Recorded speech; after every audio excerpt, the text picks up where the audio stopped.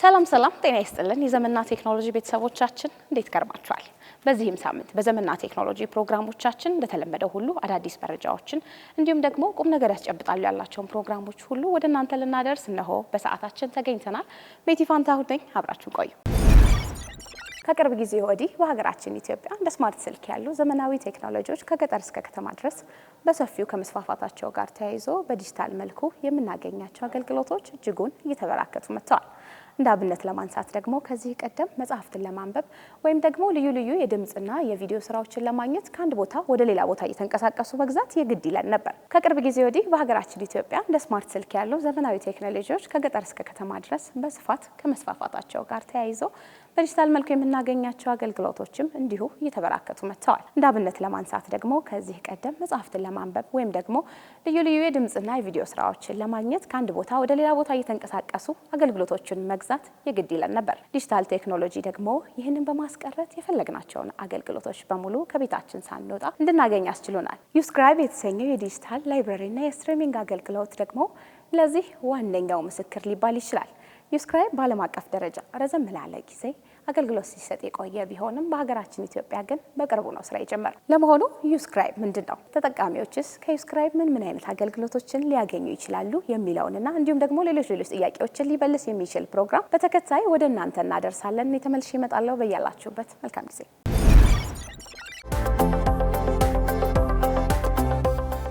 ኢትዮ ቴሌኮም በርካታ የደንበኞቻችን ላይፍ ስታይላቸውን ሊያዘመንላቸው የሚችሉ የተለያዩ ሰርቪሶችን እያቀረበ ይገኛል። በቅርቡ ደግሞ ዩስክራይብ የተሰኘ የዲጂታል ላይብራሪ እና ስትሪሚንግ ፕላትፎርም በቅርቡ ለደንበኞች አድርሰዋል። ዩስክራይብ ከ1 ሚሊዮን በላይ ኢንተርናሽናል ዓለም አቀፋዊ የሆኑ የዲጂታል ላይብራሪ እና የስትሪሚንግ ኮንተንቶችን የያዘ ነው። በተለያዩ ቋንቋዎች ከ1 ሚሊዮን በላይ የሚሆኑ መጽሐፍቶችን፣ አውዲዮ ቡኮችን፣ ኢቡኮችን፣ ፖድካስቶችን፣ ለኤዱኬሽናል አገልግሎት የሚውሉ ሊትሬቸሮችን የያዘ ፕላትፎርም ነው። የዩስክራይብ ፕላትፎርም በተለያዩ ኢንተርናሽናል ቋንቋዎች ነው ለጊዜው ያለው። በእንግሊዝኛ፣ በስፓኒሽ፣ በፍሬንች እና በአረቢክ የተጻፉ ኢንተርናሽናል የሆኑ ከ1 ሚሊዮን በላይ ይዘቶችን ያካተተ ነው። ቀጣይ ያው እነዚህ ኮንተንቶች ላው ላይ ያሉት ስለ ኢትዮጵያ የተጻፉ በተለያዩ ቋንቋዎች የተጻፉ መጽሐፍቶች ይገኙበታል። ቀጣይ ሎካላይዝድ የሆኑ የሀገር ውስጥ ቋንቋዎችን በሀገር ውስጥ ቋንቋ የተጻፉትን በማስገባት አገልግሎቱን ለማስፋት አቅደናል። ለደንበኞቻችን በርካታ ጥቅሞችን ይዞ የመጣ የፕላትፎርም ነው። ደንበኞች ስማርትፎናቸውን ወይም ታብሌታቸውን በመጠቀም ካሉበት ቦታ ሆነው ዓለም አቀፍ የሆኑ ፕሪሚየም የሆኑ የኢቡኮችን፣ አውዲዮ ቡኮችን፣ ፖድካስቶችን እንዲሁም ለትምህርት የሚያገለግሉ የተለያዩ ሊትሬቸሮችንና ሪሰርቾችን ከአንድ አፕሊኬሽን ወይም ከአንድ ፕላትፎርም ላይ አክሰስ ማድረግ የሚችልበትን እድል ይዘንለት መጥተናል ለደንበኛ።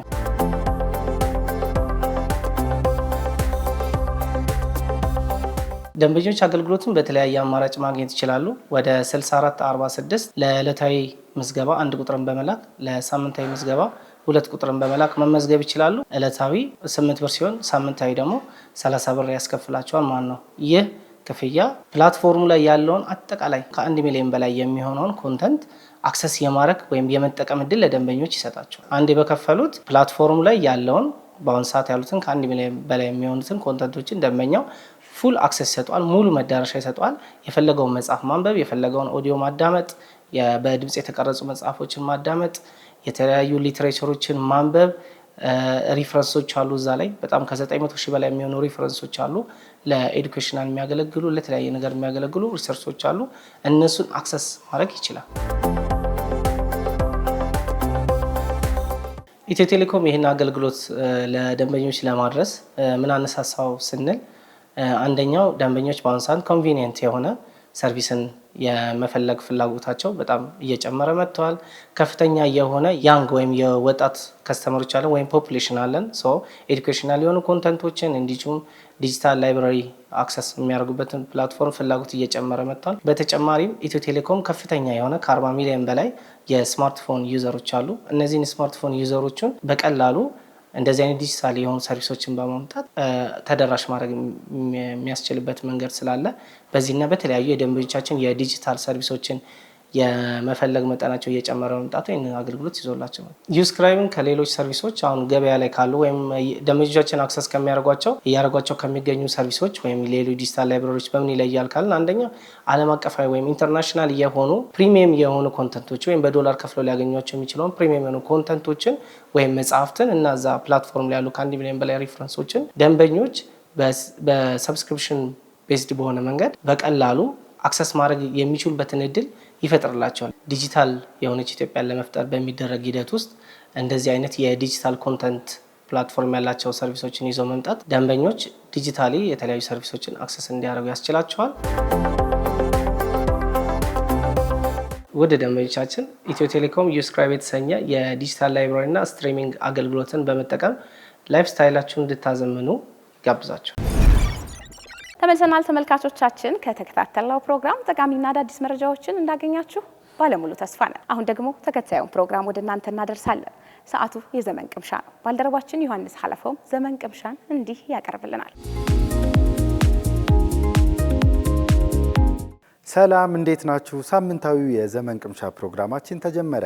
ከፕሮግራሙ ጋር አብሬያችሁ የምቆየው ዮሐንስ አለፈውም ነኝ። በዚህ ሳምንት ፕሮግራማችን እንግዲህ ኢትዮ ቴሌኮም ለእናንተ ለክቡራን ደንበኞቹ ካቀረባቸው አገልግሎቶች መካከል የቴሌሳይን አገልግሎትን እናያለን። በተለይም ደግሞ ውጭ የምትኖሩ ኢትዮጵያውያን እንግዲህ ከዚህ በፊት ቆንጽላ ጽሕፈት ቤት እንዲሁም ደግሞ ኤምባሲዎች በመሄድ የተለያዩ አይነት ዶክሜንቶችን የማረጋገጥና ውክልና የመስጠት ተግባራችሁን አሁን ደግሞ ባላችሁበት ቦታ ሆናችሁ የዲጂታል ሞፋ መተግበሪያን በመጠቀም እንግዲህ ባላችሁበት ከቤታችሁ ሆናችሁ ዶክሜንቶችን ማረጋገጥ ትችላላችሁ፣ ውክልና መስጠት ትችላላችሁ። የዲጂታል ሞፋ መተግበሪያን እንዴት አውርደን እንደምንጠቀምና የዲጂታል ሞፋ መተግበሪያን ከፕሌይ ስቶር ወይም ከአፕ ስቶር ላይ አውርዳችሁ እንዴት እንደምትጠቀሙ እንዲሁም ደግሞ የዲጂታል ሞፋ መተግበሪያን ካወረዳችሁ በኋላ ዶክሜንቶችን ለማረጋገጥና ውክልና ለመስጠት ማድረግ ያለባችሁን ነገሮች እንግዲህ በቅደም ተከተል በዚህ ፕሮግራም የማሳያችሁ ይሆናል። እስከ ፕሮግራሙ ፍጻሜ ድረስ አብራችሁ እንድትቆዩ በድጋሚ ጋብዛለሁ። አብራችሁን ቆዩ። ቴሌሳይን እንግዲህ ራሱ የቴሌሳይን የሚል መተግበሪያ አፕ ስቶር ላይ ፕሌይ ስቶርም ላይ ታገኛላችሁ። ይሄ የሚያገለግላችሁ እንግዲህ አገር ውስጥ ለምትኖሩ ኢትዮጵያውያን ነው። ከዚህ በፊት በነበረን ፕሮግራም ላይ እንግዲህ ስለ ቴሌሳይን መተግበሪያ በደንብ አይተናል። የዛሬው ፕሮግራማችን ትኩረት የሚያደርገው ደግሞ የቴሌሳይን አገልግሎት ሆኖ ግን የዲጂታል ሞፋ መተግበሪያ ላይ ነው ማለት ነው። የዲጂታል ሞፋ መተግበሪያ እንግዲህ ዋና ትኩረቱ ውጭ ለምትኖሩ ኢትዮጵያውያን ነው። ስለዚህ የኢትዮጵያውያን ውጭ ያላችሁ የትም ቦታ መሄድ ሳይጠበቅባችሁ ኤምባሲም ቆንጽላ ጽሕፈት ቤት መሄድ ሳይጠበቅባችሁ ከቤታችሁ ሆናችሁ ይህንን የዲጂታል ሞፋ መተግበሪያ ከፕሌይ ስቶር ወይም ከአፕ ስቶር ላይ በማውረድ እንግዲህ ከዚህ ቀጥሎ በማሳያችሁ ቅደም ተከተል ዶክሜንቶቻችሁን ማረጋገጥ እንዲሁም ደግሞ ውክልና መስጠት ትችላላችሁ። በቅድሚያ እንግዲህ የአንድሮይድ ስልክ ተጠቃሚ ከሆናችሁ ፕሌይ ስቶራችሁ ላይ በመግባት እንዲሁም ደግሞ አይኦኤስ ወይም ደግሞ የአፕል ተጠቃሚዎች ደግሞ አፕ ስቶራችሁ ላይ በመግባት ዲጂታል ሞፋ በማለት ሰርች ታደርጉና የዲጂታል ሞፋ መተግበሪያን ወደ ስልካችን አውርደን እንጭናለን ማለት ነው። በመቀጠል ሙሉ ስማችንን እንድናስገባ ይጠይቀናል። እሱን እናስገባና በመቀጠል ደግሞ የስልክ ቁጥራችንን አገር ወይም ደግሞ የስልክ ቁጥራችን የምንገኝበትን አገር እንመርጥለታለን። እዚህ ስክሪኑ ላይ እንደምትመለከቱት አሁን እኛ ዩኤስኤን መርጠናል።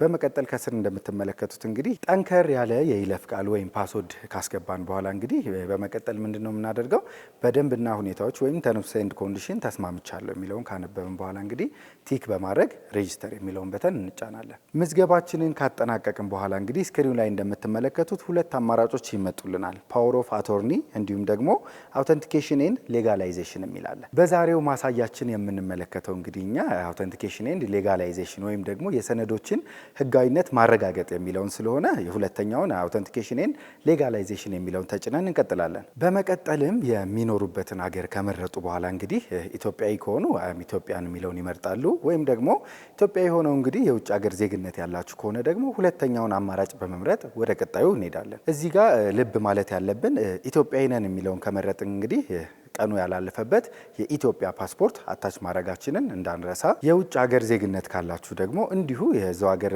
ፓስፖርት ሊሆን ይችላል፣ የታደሰ መንጃ ፈቃዳችሁ ሊሆን ይችላል፣ ስቴት አይዲ ወይም ደግሞ ሬዚደንስ ካርድም ሊሆን ይችላል። ከነዚህ እንግዲህ አንዱን አታች ማድረግ እንዳትረሱ። በዚህኛው ማሳያ እንግዲህ እኛ አይ አም ኢትዮጵያን የሚለውን መርጠን ቀጥለናል።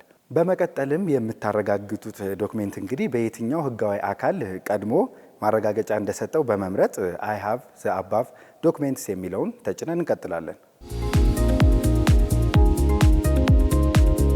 አሁን ደግሞ ስክሪኑ ላይ እንደምትመለከቱት እንግዲህ የምታረጋግጡት ዶክሜንት የድርጅት ነው የእናንተ ነው ወይስ ለሌላ ለሶስተኛ አካል ነው የሚለውን እንግዲህ ከሶስቱ ከቀረቡላችሁ አማራጮች አንዱን ትመርጣላችሁ። እዚህ ጋር ደግሞ የአመልካች ሙሉ መረጃ ይላል። ስለዚህ ሙሉ መረጃችንን ሞልተን ኮንቲኒዩ ወይም ይቀጥሉ የሚለውን እንጫናለን። በመቀጠልም እንግዲህ የማንነት ማረጋገጫ ሰነዶችን እዚህ ጋር ያስገባሉ ማለት ነው። ስክሪኑ ላይ እንደምትመለከቱት እዚህ ጋር ዶክሜንቶቻችንን ወደ መተግበሪያው ከማስገባታችን በፊት እንግዲህ ሁሉንም ዶክሜንቶች በትክክል ዝግጁ ካደረግን በኋላ ምንም አይነት የዶክሜንቱ ፓርት ሚስ መደረግ የለበትም። ስለዚህ የፊትም የኋላም ካለ ሁሉንም በትክክል እንግዲህ ፎቶ የምናነሳም ከሆነ ስካንም አድርገን ከሆነ በትክክል ከጋለሪያችን ላይ እናስገባለን ማለት ነው። በመቀጠል እንግዲህ እንደምትመለከቱት አንድ ባንድ ከላይ የሰነዱን አይነት እየመረጥን ከዛ የሰነድ ማጣቀሻ ወይም ዶክሜንት ሪፈረንስ ነምበራችንን ለእያንዳንዱ እያስገባን እያንዳንዱን ዶክሜንት ወደ መተግበሪያው እንጭናለን ማለት ነው። ማረጋገጫ የሚያስፈልጋቸውን ሁሉንም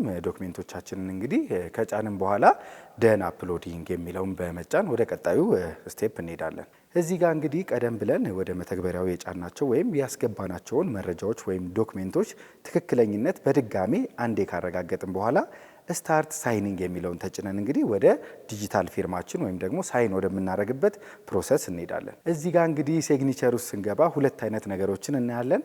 አንዱ የቪዲዮ ምልክት ነው እንደምትመለከቱት፣ ሁለተኛው ደግሞ በእጃችን የምንፈርምበት የእጅ ፊርማ ምልክት ነው። ስለዚህ በመጀመሪያ የቪዲዮ ምልክቱን በመጫን እንግዲህ ስታርት ቪዲዮ ሲግኒቸር የሚለውን ትጫኑና ስልካችሁ በትክክል እናንተን እየቀረጸ መሆኑን ወይም ደግሞ መሀል ላይ መሆኑን ካረጋገጣችሁ በኋላ እንግዲህ ስክሪኑ ላይ የምታዩትን እያነበባችሁ ራሳችሁን ሪካርድ ታደርጋላችሁ። በመቀጠል እንግዲህ የፊርማ ምልክቷን በመጫን ደግሞ በጣታችን አሊያም ደግሞ የስልካችን ፔን ካለው እሱን ተጠቅመን የዲጂታል ፊርማችንን ካስቀመጥን በኋላ ዩዝ የሚለውን በመንካት እንቀጥላለን። እንደምታዩት እንግዲህ የሁለቱም ፊርማዎቻችን የቪዲዮም የጣት ፊርማችንም ገብተዋል። ስለዚህ ኮንቲኒዩ የሚለውን በመቀጠል ወደ ቀጣዩ ስቴፕ እንጓዛለን ማለት ነው። እሺ ውድ ተመልካቾቻችን አሁን ወደ መጨረሻው ስቴፕ ወይም ፕሮሰስ ደርሰናል ማለት ነው። ክፍያ ነው የሚቀረን። እንግዲህ በቀረቡልን የክፍያ አማራጮች ክፍያችንን ከጨረስን በኋላ እንግዲህ ስክሪኑ ላይ እንደምትመለከቱት ኮንግራጁሌሽንስ ወይም እንኳን ደስ አላችሁ ጨርሳችኋል የሚል ይመጣላችኋል። እሱን ደን ብለን አጠናቀቅም ማለት ነው። በመቀጠል የሚቀረን ሂደት ምንድን ነው? ባስገባ ነው የኢሜይል አድራሻችን መሰረት የተረጋገጡት ዶክሜንቶች ይደርሱናል ማለት ነው። በዛሬው የዘመን ቅምሻ ፕሮግራማችን ቴሌሳይን ስለተሰኘው የኢትዮ ቴሌኮም አገልግሎት ተመልክተናል።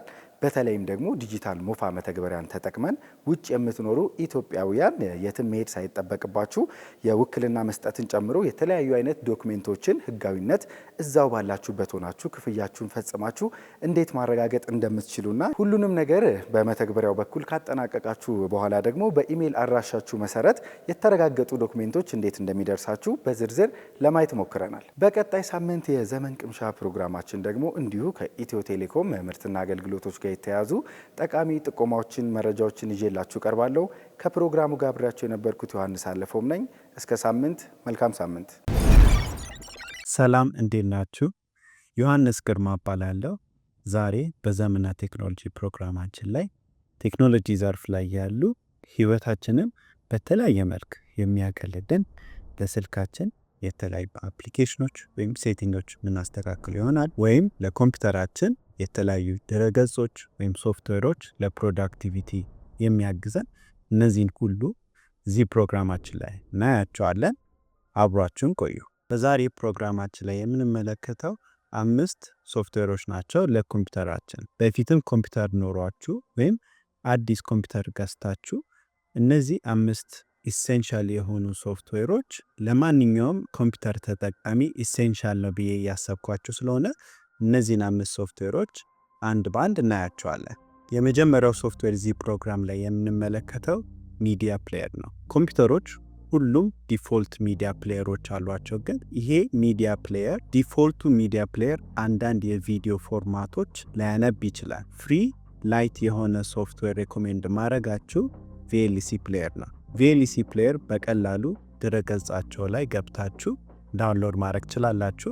ቪኤልሲን ዳውንሎድ ለማድረግ በጣም ላይት ዌት የሆነ ሶፍትዌር ነው። ስለዚህ ፒሲያችሁ ላይ ስቶሬጅ አይወስድም። የተለያዩ የቪዲዮ ወይም የኦዲዮ ፎርማቶች ፕሌይ ማድረግ በምትፈልጉበት ጊዜ ቪኤልሲ ፕሌየር በጣም አስተማማኝ ሶፍትዌር ነው። ቀጣይ ሶፍትዌር የምንመለከተው WPS ኦፊስ ይባላል። ይህንን ሶፍትዌር የምታውቁ ልትኖር ይችላላችሁ። ግን ይህንን ሶፍትዌር ለማያውቅ ሰው ስራችሁ ሆነ ወይም ለሌላ ነገር ዶኪመንት መጻፍ ካለባችሁ WPS ኦፊስ ለእናንተ ነው። ብዙ ዊንዶውስ ኮምፒውተሮች ከማይክሮሶፍት ኦፊስ ጋር የሚመጣው የዚህ አንድ ዲስአድቫንቴጅ ፕሪሚየም ቨርዥን ስለሆነ ከተወሰነ ጊዜያት በኋላ ሶፍትዌሩን እንድትገዙት ይጠይቃል። ግን WPS ኦፊሻል ዌብሳይታቸው ላይ ገብታችሁ ዳውንሎድ ካደረጋችሁት በኋላ እንዳለ የማይክሮሶፍት ኦፊስ ፊቸሮች በWPS ኦፊስ ማግኘት ትችላላችሁ። ከዛ በቀላሉ ዶኪመንቶች PDF ሆነ ወርድ ኤዲት በቀላሉ ማድረግ ትችላላችሁ። ቀጣይ አፕሊኬሽን እዚህ ፕሮግራማችን ላይ የምንመለከተው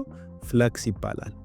ይሄ ቀላል ላይት ዌት የሆነ ሶፍትዌር ጥቅሙ የኮምፒውተራችን ስክሪን ቴምፕሬቸር ኮንትሮል ያደርጋል። ይህም ማለት ምንድን ነው ብላችሁ ብትጠይቁኝ ብዙ ሰዎች ሊኖሩ ይችላሉ በስራም ሆነ ወይም ብዙ ሰዎች ሊኖሩ ይችላሉ በስራቸው ላይ ኮምፒውተራቸው ላይ ቀኑ ሙሉ የሚውሏል። ይህም ለአይናችን በጣም ሊያስቸግረን ይችላል። ስለዚህ ፍለክስ አፕሊኬሽን በመጠቀማችሁ ቀኑ እየሄደ የመጣ የከለር ቴምፕሬቸሩን የስክሪናችሁን ዋርም እያደረገ ይቀይራል።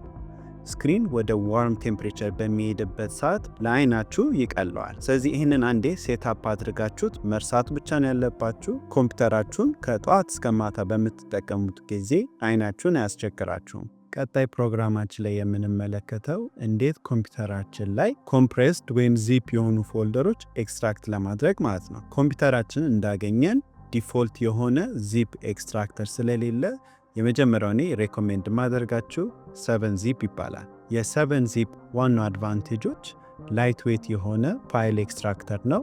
ይህንን ሶፍትዌር ለሚፈልግ ካለ እዛው የዊንዶውስ ስቶር ውስጥ ማግኘት ትችላላችሁ፣ ወይም ኦፊሻል ድረገጻቸው ውስጥም ገብታችሁ ቪዲዮ ላይ እንደምትመለከቱት ዳውንሎድ ማድረግ ትችላላችሁ። የየትኛውም ፋይሎች ኤክስትራክት ለማድረግ የምትፈልጉበት ጊዜ 7zip ፋይል ኤክስትራክተር መጠቀም ትችላላችሁ። የመጨረሻው ሶፍትዌር እዚህ ፕሮግራማችን ላይ የምንመለከተው ዌብ ብራውዘሮች ናቸው። አሁን የምንኖርበት ዘመን ላይ ብዙ ሰዓታችን የምናቃጥለው ዌብ ብራውዘሮቻችን ላይ ነው። ስለዚህ አሁን የምንመርጣቸው ዌብ ብራውዘሮች ለፕሮዳክቲቪቲያችን፣ ለሴኩሪቲያችን እና ለጊዜያችን ብዙ አቴንሽን መስጠት አለብን። አንደኛ ሬኮሜንድ የሚያደርጋችሁ ዌብ ብራውዘር ኦፔራ ብራውዘር ይባላል። ይሄ ዌብ ብራውዘር ብዙዎቻችሁ የምትጠቀሙ ልትኖሩ ትችላላችሁ።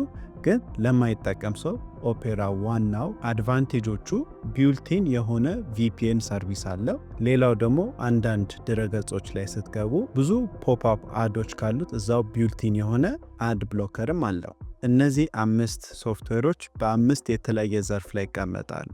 ይህም እነዚህም 5 ዘርፎች ደግሞ ኢሴንሻል የሆኑ ቱሎች ናቸው ኮምፒውተር ለሚጠቀም ሰው።